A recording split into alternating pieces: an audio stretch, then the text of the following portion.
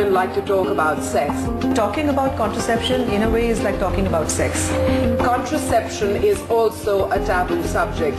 Women are reluctant to talk about it. Do you agree? One should never be discouraged. We like to break barriers. And to be honest, I think contraception is probably the best decision I took.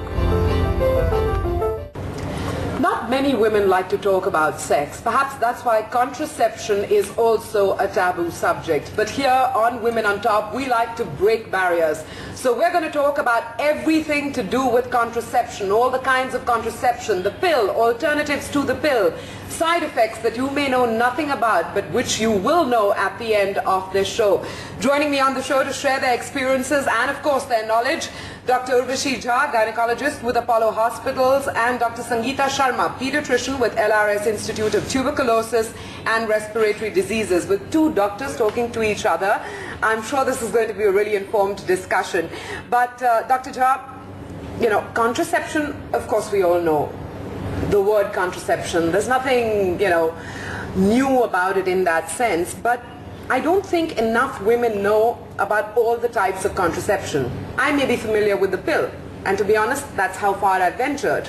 So what are all the other options to the pill? Okay, well, there's natural contraception as well, which is just timing intercourse in such a way that you don't have sex during the times when you're fertile, which is about 10 days in the middle of a month, 8 to 10 days. That's called the rhythm method, or discharging outside.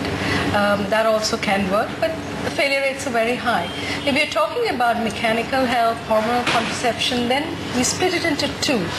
Contraception for the male, contraception for the female. Contraception for the female, hormonal contraception, which you're talking about, oral contraceptive pills, could also have injectable hormonal contraception. And safe. And safe.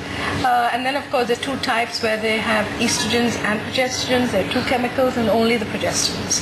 Then there is the mechanical types of contraception, which one uses the condoms. There's a female condom as well.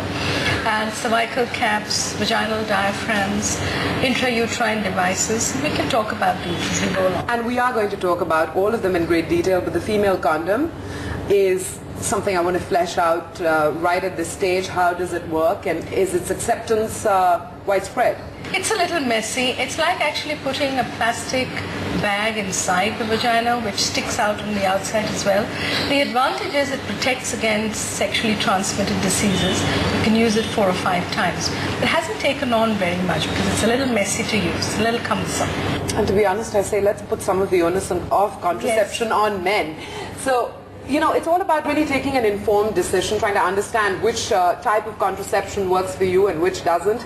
Dr. Sangeeta Sharma clearly took a very informed decision. Let's see how she eliminated all the options. In today's world, especially if you're married, you need contraception. Luckily for me, my husband is a gynecologist.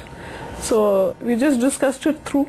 I have 2 children, but in between I used different types of contraception. I started OC pills, but I had cluster headaches. So with the result I had to stop them. Then I got intrauterine device. That didn't suit me at all. Then finally I went ahead with hormone impregnated intrauterine device. Even there I would say I was unlucky. From my experience I can just say that one should never be discouraged.